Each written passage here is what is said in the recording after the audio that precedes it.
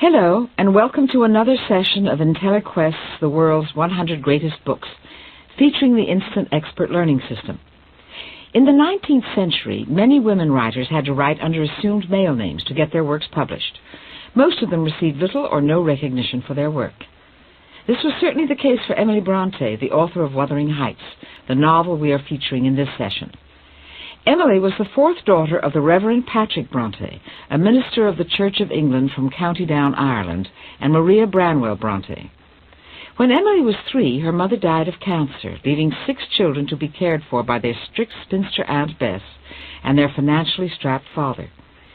In an attempt to educate his daughters, Reverend Brontë sent the 4 oldest sisters to the Clergy Daughters School at Cowan Bridge, where their tuition was supplemented by donations. But the horrible living conditions at the school contributed to the death of the 2 elder daughters, Maria and Elizabeth, from tuberculosis. As a result, Mr. Brontë brought Charlotte and Emily home, where their Aunt Bess taught them and their youngest sister, Anne, as best she could. Their only brother, Branwell, was taught by his father. In 1842, Emily and Charlotte, who became teachers to supplement the family's income, lived for 8 months in Brussels, Belgium, learning French, German, and music. By 1845, the 2 girls and their younger sister Anne were together at their Haworth home. It was during this period that they discovered their talent for poetry. In 1846, they published a book of poems under the assumed male names of Curre, Ellis, and Acton Bell. When the book sold only 2 copies, the girls turned to the writing of fiction. After Charlotte's first novel, The Professor, failed, she produced Jane Eyre in 1847, which was an enormous hit. Later that same year, Emily's Wuthering Heights and Anne's Agnes Grey were published, also under their assumed male names. Both were also extremely successful. Since it had been speculated that all 3 books were written by the same author, Charlotte, who helped publish the second edition of Wuthering Heights in 1850, told the world who had actually written the 3 novels. By then, Anne and Emily had both died. When writing about her sister Emily, Charlotte portrayed her as a person with a fire for writing, but no worldly wisdom. However, Emily's work displayed a grasp of the realities of life that she was forced to deal with every day. The rules of inheritance of the period make up much of the plot in Wuthering Heights, and it is apparent from reading the book that Emily understood these rules as well as any man. Wuthering Heights is considered by many to be the most famous romantic novel in English. It is the story of Mr. Heathcliff and his 2 houses, Thrushcross Grange and Wuthering Heights. The story begins in 1801, when the story's principal narrator, Mr. Lockwood, described as a fashionable gentleman, rents Thrushcross Grange, a house in a lonely and desolate corner of northern England. Lockwood tells the reader that the house suits him perfectly because he is proud and antisocial. However, it isn't long until Lockwood decides to visit his landlord at Wuthering Heights. When the 2 men walk into the rustic wood and stone building, Lockwood notices the date 1500 and the name Hareton Earnshaw above the door. Once inside, the host leaves Lockwood and goes to the cellar for some wine. Lockwood tries to be friendly with Heathcliff's dogs, but they attack and have to be called off by Zillah, one of the servants. Although Heathcliff carries out his social responsibilities, it is obvious to Lockwood from the start that the man does not want to see him again. Yet Lockwood considers himself Heathcliff's social equal, has enjoyed his conversation, and plans to return, invited or not. We also learn early in the novel that the term wuthering refers to the wild winds that have ravaged the house during storms for centuries. The house has survived because it is made of large, rugged stones and huge, rough wooden timbers. Inclement weather almost keeps Lockwood from making his second trip to Wuthering Heights. However, he decides to visit anyway, and when he arrives at the house it is snowing hard. He runs up the rock path to the front door, only to find it locked and barred. His furious knocking finally attracts Joseph, the servant, who refuses to admit him. At that moment, a young man carrying a pitchfork suddenly appears and leads Lockwood into the house through a washroom. Inside, he finds himself in the room where he met Heathcliff. Sitting in the room is a woman called the Missus. She is sullen-looking and remains silent, not even offering Lockwood a seat. He tries to start a polite conversation, but the woman ignores him. When she is about to make tea, she asks Lockwood if he is an invited guest. When he says no, she puts the tea away. Despite her incivility, Lockwood finds her hauntingly beautiful. She has a lovely figure, an exquisite face, and pretty eyes. With a pleasant expression on her face, Lockwood thinks she would be irresistible. At this point, Heathcliff comes into the room. He is in a foul mood, and is irritated that Lockwood has decided to visit him. Lockwood learns that the Mrs. is Heathcliff's daughter-in-law, Cathy, and that her husband, Heathcliff's son, and Heathcliff's wife are both dead. The young man with a pitchfork is named Hareton Earnshaw, and Lockwood does not remember that the name above the front door was also Hareton Earnshaw. Next, Lockwood asks for someone to guide him across the moors back to his home. He gets no response. When he asks to stay the night because of the storm, he again gets no reaction. Finally, he grabs a lantern, says he will return it the next day, and starts to walk away. Joseph, thinking that Lockwood is stealing the lantern, sets the dogs on him. He is knocked down and his nose bloodied. Only Zillah will help him. She washes his face, gives him a glass of brandy, and leads him to a bed. As Zillah is taking Lockwood to the room he will occupy, she tells him that Heathcliff does not usually let anyone enter it. Not having been at the house for very long, Zillah cannot explain why. In the room, Lockwood finds that 3 names have been scratched on a window ledge. They are Catherine Earnshaw, Catherine Heathcliff, and Catherine Linton. After falling asleep, Lockwood is awakened when one of the candles in the room begins to burn a book. He sees that the book is titled Catherine Earnshaw, Her Book, and is dated 25 years ago. Interested, Lockwood begins to read. In one entry, Catherine writes of the death of her father and the cruelty of Hindley, her brother, the new master of Wuthering Heights. Catherine recalls one cold Sunday when Hindley and his wife are sitting before the fire while she and Heathcliff are forced to listen to a 3-hour sermon delivered in the cold by Joseph. When the 2 children object to some reading material that is forced upon them, Hindley is outraged. He says that Heathcliff is nothing but a vagabond that his father forced upon the family. He forbids Catherine to play with him under penalty of being sent away. Then he says that Heathcliff should no longer be considered a member of the family. At this point, Lockwood falls asleep and experiences 2 bizarre dreams. First, he dreams he is being guided home by Joseph, but he is led to a nearby chapel and subjected to a long, boring sermon.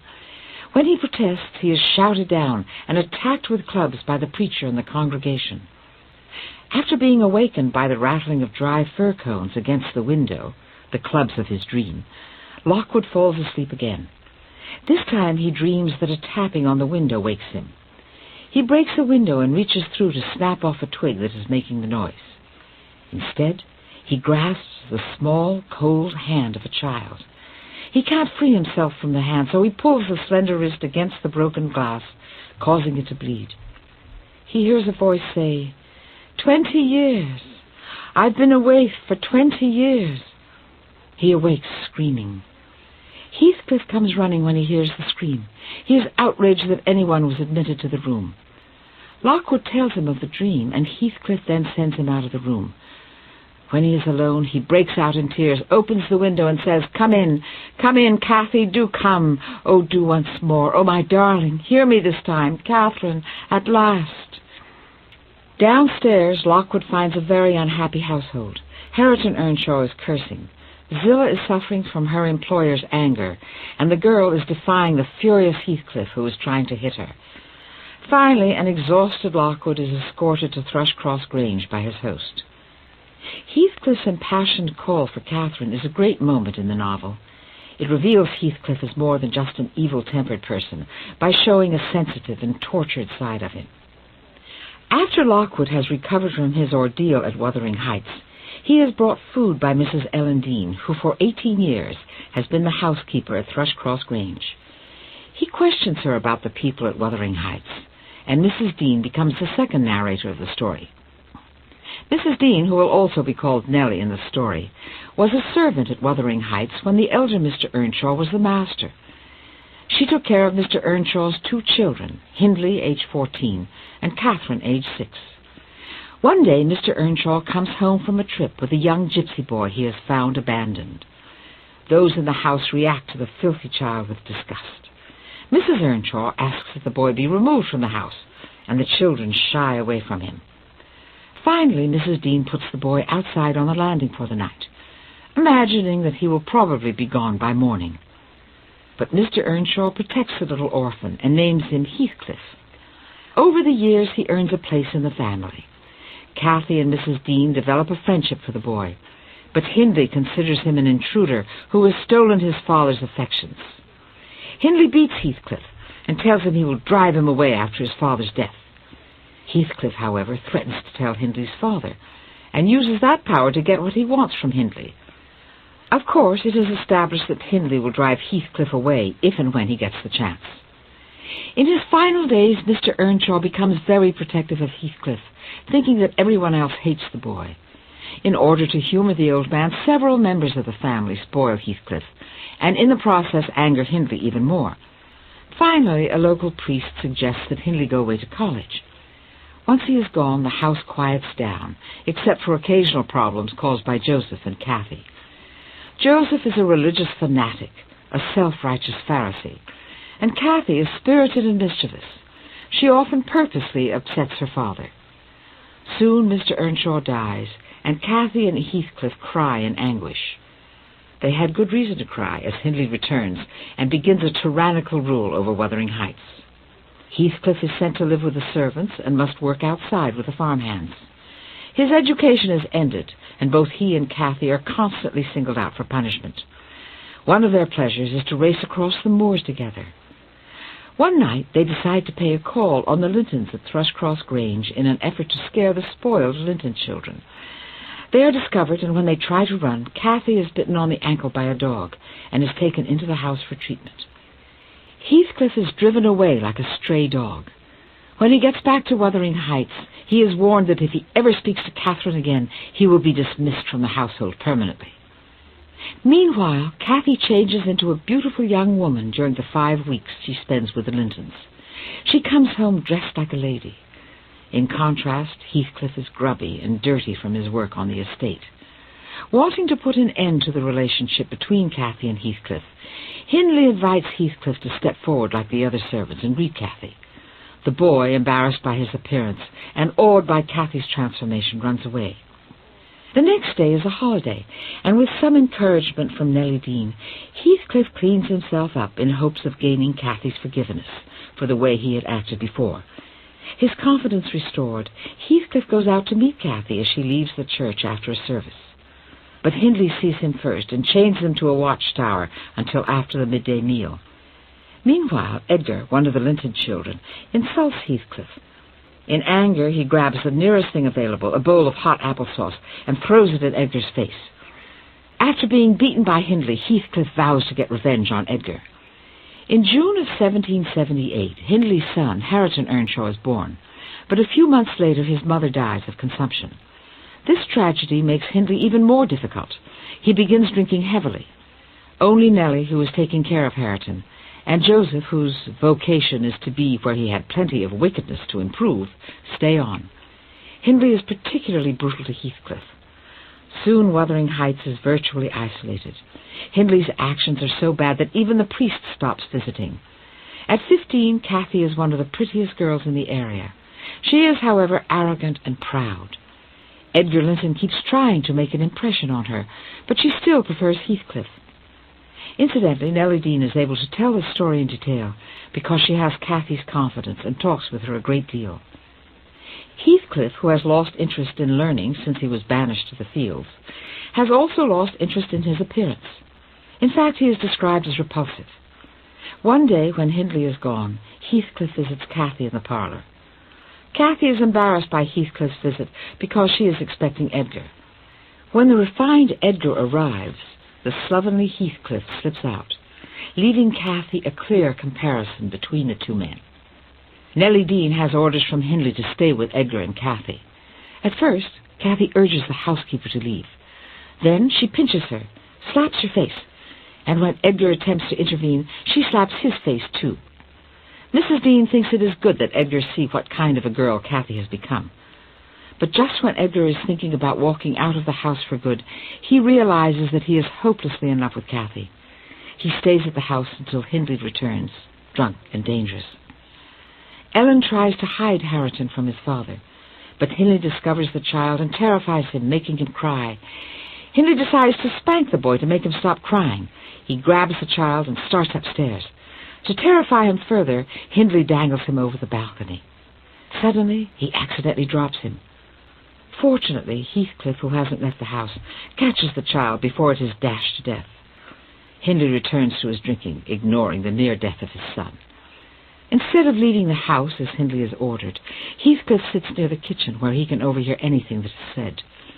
Nellie puts Hareton to bed, and soon Cathy enters and tells Nellie that she has accepted a proposal of marriage from Edgar. Cathy admits to loving Heathcliff, but says that a marriage to him would degrade her, while a marriage to Edgar would mean money and position. Heathcliff leaves Wuthering Heights and does not return. After 3 years, during which Edgar's parents die from fever, Cathy and Edgar are married. Nellie follows Cathy to Thrushcross Grange, leaving Hareton, now 5 years old, in the care of his mad and drunken father. It is very late, so Mrs. Dean stops telling her story and leaves Lockwood to sleep. The story resumes 4 weeks later after a visit from Heathcliff makes Lockwood curious to hear more.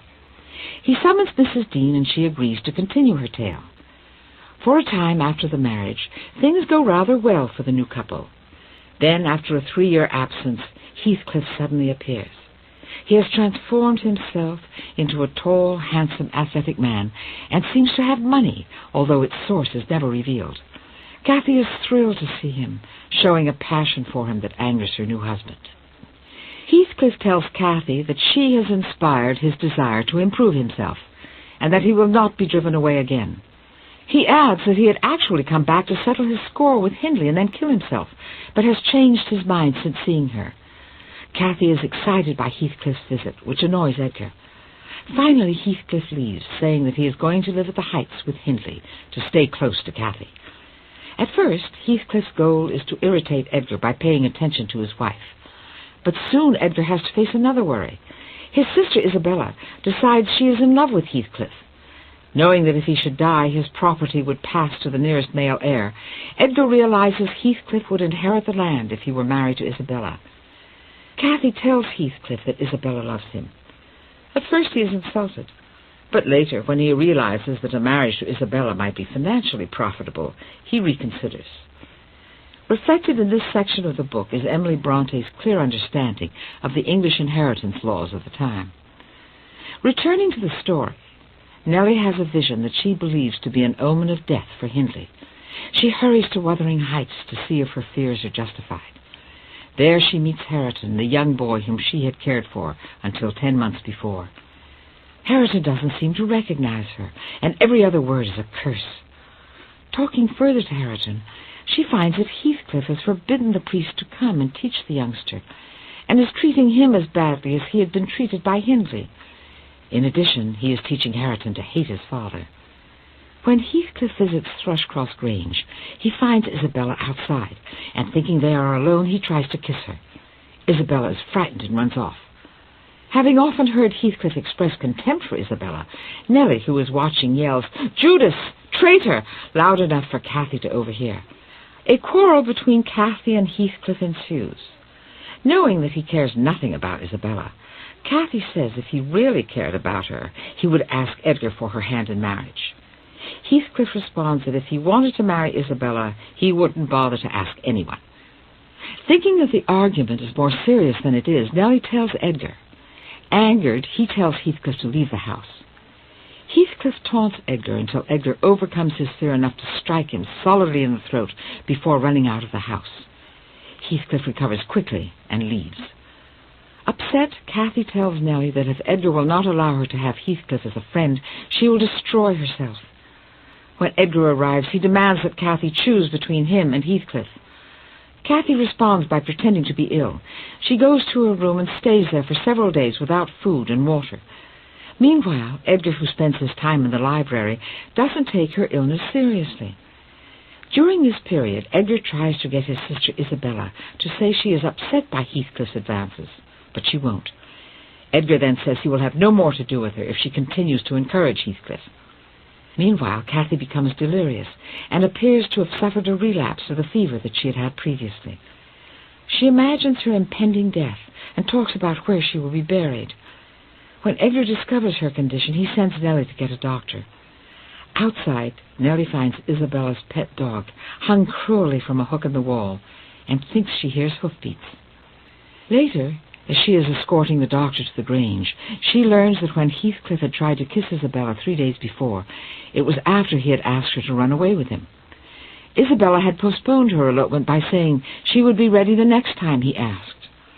Nellie finds Isabella's room empty, and the next morning a maid confirms that the couple had been seen some miles away. During the next 2 months, nothing is heard from Heathcliff and Isabella. Edgar concerns himself with nursing Cathy back to health from what is called brain fever, a 19th century malady found mostly in novels. Soon Cathy's strength improves, and Edgar is hopeful because she is about to have a baby, possibly a boy that would thwart Heathcliff's hopes to inherit Thrushcross Grange. 6 weeks later, Edgar receives a letter from Isabella, who is with Heathcliff, Hindley, and Hareton at Wuthering Heights. She is in desperate need of friendship and help. Edgar ignores it. 2 weeks later, Isabella writes Nellie. She says she fears Heathcliff is mad, that Hindley fears that he will have nothing left to will his son. Hareton looks for an opportunity to commit murder, and Heathcliff, still angry at Edgar for causing Cathy's illness, is taking his frustrations out on Isabella. She begs for Nellie to visit her. When Nellie visits, she finds that Isabella is totally dominated by Heathcliff. She is so demoralized that her only wish is for death for herself or Heathcliff. Nellie asks why she doesn't leave, and Isabella replies that Heathcliff will not let her, even though he tells others she is free to go. Later, Heathcliff convinces Nellie that Isabella is out of her mind and gives her a letter from him to take to Catherine. After returning to Thrushcross Grange, Nellie is reluctant to give Heathcliff's letter to Catherine because she doesn't know how Catherine will react to it. Finally, 4 days later, Catherine, who is described as looking near death, gets Heathcliff's note. She reads it. Then, almost at that moment, she learns that he is downstairs. When he arrives in the room, he and Catherine fall into a wild, uncontrollable embrace. Seeming to know that Cathy is doomed and that they will not see each other again, they blame each other for the circumstances that kept them from becoming man and wife. Just then, Edgar returns from church. Nellie tells Heathcliff that he better leave the house before Edgar sees him. But Catherine won't let go of Heathcliff. Fortunately, just as Edgar enters the room, Catherine lapses into unconsciousness in Heathcliff's arms. Edgar is livid with rage, but Heathcliff hands the lifeless-looking girl to Edgar and tells him to help her first. Anxious about Catherine, Edgar temporarily forgets about Heathcliff, who is hurried out of the house by Nellie. Nellie tries to persuade him to go back to Wuthering Heights, but he insists on spending the night in the garden to be near Catherine. At midnight, the young Catherine, whom Lockwood had met during his second visit to Wuthering Heights, is born, and 2 hours later, her mother dies without ever regaining consciousness. Edgar is shattered by his wife's death, and the thought that Heathcliff, through his sister Isabella, will inherit the Linton estate should he die. He totally ignores his newly born daughter, who is being cared for by Nellie. When she gets the chance, Nellie quietly slips out of the house and tells Heathcliff what has happened. But Heathcliff has already heard from one of the servants, and is devastated that Catherine could leave him. "May she wake in torment," Heathcliff says. "Take any form, drive me mad, only do not leave me in this abyss where I cannot find you.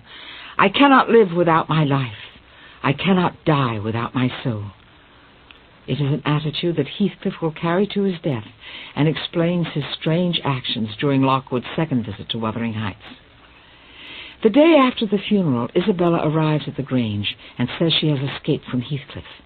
She tells a harrowing story. When Heathcliff returned from the funeral, Hindley, who had been drinking heavily, decided to kill him. Isabella warns Heathcliff of Hindley's intention, but conspires with him to lock Heathcliff out of the house. Outraged, Heathcliff breaks a window and starts to crawl in. Hindley tries to attack him, but Heathcliff disarms him and beats him until he is near death. The next morning, Heathcliff is in a stupor over Catherine's death, and Hindley is ill from his drinking and the beating. Isabella, who can no longer stand the sight of Heathcliff, goads him into throwing a knife at her, which nicks her under her right ear. She runs away, and Hindley prevents Heathcliff from following her by grabbing him. Isabella keeps running until she reaches the Grange. After finishing her story, Isabella leaves for her new home near London and never returns to Thrushcross Grange. A few months later, Isabella gives birth to a son, Linton. When Heathcliff learns of her hiding place, he doesn't visit her, but says if he ever wants the child, he'll come and get it. Isabella dies 13 years later without seeing Heathcliff again. 6 months after Catherine's death, Hindley dies. By this time, he has accumulated huge gambling debts to Heathcliff, thus owing him virtually everything he owns. Meanwhile, Edgar Linton finally acknowledges he has a daughter and finds a new reason for living. She is called Cathy to differentiate her from her mother. Cathy is a beautiful, agreeable child who is kept isolated from the rest of the world. Then, one day, when her father is visiting the ailing Isabella near London, she slips away from the house, comes across Hareton on the road, and goes with him to Wuthering Heights. Since Heathcliff has intentionally not educated Hareton, who is now 18, he is crude and uncouth, and Cathy can't believe he is her cousin. Nellie manages to find Cathy and convinces her not to tell her father of the adventure. Soon Isabella dies, and her son Linton comes to live with Cathy and Edgar. Linton is weak, pale, and lifeless, but Cathy decides to make a pet of him. They get along well until Heathcliff discovers his son is there and orders that the boy be brought to Wuthering Heights. When Heathcliff sees his son for the first time, he rains insults upon him, calling him, among other things, a whey-faced, whining wretch. It is apparent, however, that Heathcliff does not want to harm the boy, for he will be the heir to the Wuthering Heights and Thrushcross Grange estates, and a principal agent in Heathcliff's revenge against Edgar Linton. At first, Cathy misses Linton, but soon she almost forgets about him. Linton, meanwhile, is a virtual invalid, complaining of colds, aches, and pains. Everyone at Wuthering Heights is sick of taking care of him. 3 years later, Cathy, who is now 16, finally sees Linton again. He is tall and delicately handsome, and Nellie describes him as having a grace in his manner that mitigated his defects.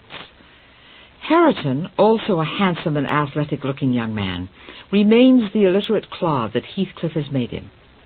Heathcliff is proud of what he has done to the boy, since Hareton's father, Hindley, had done the same thing to him. But he says on several occasions that he greatly prefers Hareton to his own weakling son. Finding out that Cathy has been at Wuthering Heights, Edgar forbids her to go there again. He tells her what Heathcliff had done to her aunt and mother, but the girl only thinks about a promise she had made to see her cousin Linton again. For weeks she sends notes to Linton until she is discovered and the correspondence cut off. Several months later, Cathy encounters Heathcliff, who tells her that Linton is literally dying of a broken heart from not having seen her. Picking a time when Heathcliff will be gone, Nellie takes Cathy to visit Linton. Linton is playing the role of the invalid and has everyone in the house irritated with his demands. Cathy's visit results in an argument with Linton, but it is patched up and Linton begs Cathy to see him again the next day. Nellie, knowing that Edgar would never agree, forbids Cathy to return. Nellie, however, suddenly becomes ill, and Cathy spends the next 3 weeks taking care of Nellie and her father. She also finds time to visit Linton. For several months, Cathy and Linton continue to meet. But finally a servant tells Edgar about Cathy, and Edgar forbids her to visit Wuthering Heights. Meanwhile, Edgar's health is failing. He begins to worry about what will happen to Cathy, and thinks that Linton might make her a good husband despite Heathcliff. However, he isn't sure of Linton, and is far from being ready to trust his daughter to anyone associated with Heathcliff. The next spring, Edgar writes to Linton asking to see him, but Linton says he is too sick to travel. Linton writes asking to see Cathy, but Edgar is not ready to let her go to Wuthering Heights alone, and he cannot travel. What Edgar doesn't know is that Linton is also dying, and that Heathcliff has his own evil reasons for seeing this marriage take place. Edgar finally agrees to let Nellie take Cathy to meet Linton on the moors between the two estates. Cathy is shocked at how weak and sick Linton is. The second time they visit him, his condition is worse. This time, however, they meet Heathcliff. After he is told that Edgar is dying, he asks Cathy to help him walk Linton back to the house. When they get inside, Heathcliff closes and locks the door, then tells them that the servants are away. Cathy and Nellie realize they are trapped. When Cathy tries to grab the key, Heathcliff beats her about the head, and when Nellie intervenes, she is knocked across the room by him. Cathy, trembling and shocked, is told to go attend Linton. When Heathcliff goes out to get Nellie and Cathy's horses where they left them on the moors, the two women to escape but can't. Linton then tells Cathy that Heathcliff wishes for them to be married. He has planned to have the ceremony performed in the morning without Edgar's approval. Cathy's only reaction to this, however, is to try to escape. There is no chance. Heathcliff is desperate. For him to inherit the property, Edgar must be for Linton, and Linton must be married to Cathy. Kidnapping Cathy and Nellie, then, is part of his insane, desperate plot. The two women are locked in Zilla's room. Early in the morning, Heathcliff comes to get Cathy for the wedding to Linton, but leaves Nellie locked up. She remains in the room 5 more days. After the 5th day, Zilla returns to the house, bringing word that Cathy and Nellie are rumored to have been drowned in Black Horse Marsh on the moors. Heathcliff is amused. He releases Nellie to go home, but when she looks for Cathy, she is told by Linton, "She's upstairs. She's not to go." Then Linton tells her that his father has told him that though Cathy is his wife, she hates him. He refuses to help Nellie find the girl. Finally, Nellie rushes home, hoping to send a rescue party. She goes directly to Edgar's bedside. He is depressed and waiting to die. Nellie does not tell him that Cathy is a captive for fear of upsetting him. Realizing he needs to change his will to thwart Heathcliff's plans, Edgar has Nellie send for his lawyer. At the same time, she sends a rescue party after Cathy. Both missions fail. The lawyer is detained, and Heathcliff convinces the rescue party that Cathy is too sick to travel. Nellie curses their stupidity. At 3 a.m. the next morning, Nellie hears a knock on the door. It is Cathy who has finally escaped. She rushes to her father's bedside, and the two are reunited just before he dies. Too late, the lawyer finally arrives. He has been bribed by Heathcliff. After the funeral, when Cathy and Nellie are alone, Cathy explains that Linton let her escape from Wuthering Heights, not out of compassion, but because he was afraid of her anger and desperation. Later that night, Heathcliff comes to take Cathy back to Wuthering Heights. Linton needs to be cared for, and Heathcliff does not want to bother with him. Cathy suggests that she and Linton live at the Grange, but Heathcliff says he is looking for a tenant for the place, and that he wants his children to live with him anyway. When Cathy goes to get her things, Heathcliff tells Nellie that he has paid a man to open Catherine's grave and break the side of her coffin away from Edgar. His demented plan is to be buried next to Cathy, with that side of his coffin broken too, so that their remains will decay together. Heathcliff says that on the night of Cathy's funeral, he thought about digging up her body to embrace her one more time. Then he heard a sigh over the stormy churchyard and knew her spirit was free. In his crazed state, he has felt her presence ever since. Once back at Wuthering Heights, Cathy goes directly to Linton. She tells Heathcliff that he needs medical attention, but Heathcliff says he isn't going to spend anything on his worthless son. Cathy does what she can to keep Linton alive, but he dies. It is then revealed that Heathcliff has forced Linton to write a will, leaving everything he controlled, including Cathy's inheritance, to Heathcliff. Heathcliff is heir to the lands through his wife Isabella, and is at last the master of Wuthering Heights and Thrushcross Grange. Cathy is without money or friends, although Hareton tries to befriend her. With that revelation, Nellie has brought Lockwood up to the present. She even suggests that Cathy's only hope is to find a new husband. Once he feels well, Lockwood decides to visit Heathcliff to tell him he will spend the next 6 months in London. Nellie asks him to take a note to Cathy. After Hareton lets him in, Lockwood tries to quietly pass the note to Cathy, but thinking the note is from him, she knocks it to the floor. Hareton picks it up and threatens to give it to Heathcliff when he returns. Cathy begins to cry, and Hareton throws the note at her. Nellie's words help her think back to happier times. During this visit, Cathy and Hareton squabble back and forth, indicating a hidden fondness for each other that Lockwood doesn't recognize. 6 months later, in September of 1802, Lockwood comes to Thrushcross Grange, where he finds that Nellie has moved to Wuthering Heights. Surprised, Lockwood decides to visit her. When he arrives, the front gate is unlocked. Flowers are blooming, and when he looks through the window, he sees Cathy teaching Hareton how to read and giving him kisses when he succeeds. When Lockwood enters, he meets Nellie. When he asks about his rent at Thrushcross Grange, Nellie tells him that he must take that up with Cathy because Mr. Heathcliff has died. He asks her to tell him what has happened. She begins to tell the story, starting first with an explanation of why Wuthering Heights has become so much more cheerful. First, Cathy decided to replace the black currant trees that surrounded the house with flowers she brought from the Grange, and Heathcliff allowed the change. Then it was obvious that Hareton and Cathy were falling in love, and that she had her old spirits back. Also, Hareton was much more willing to stand up for Cathy against Heathcliff, although his loyalties were still divided. Finally, it became apparent that Heathcliff had, and that change signaled his decline and eventual death.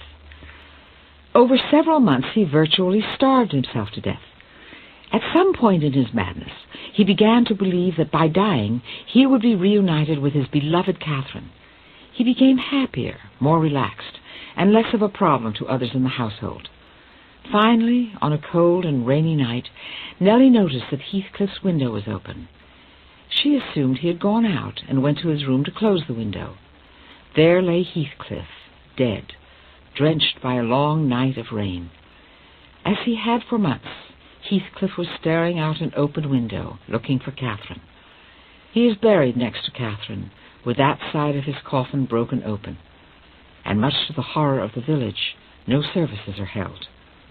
On New Year's Day, 1803, Hareton and Cathy marry. They move to the Grange and leave Wuthering Heights to old Joseph.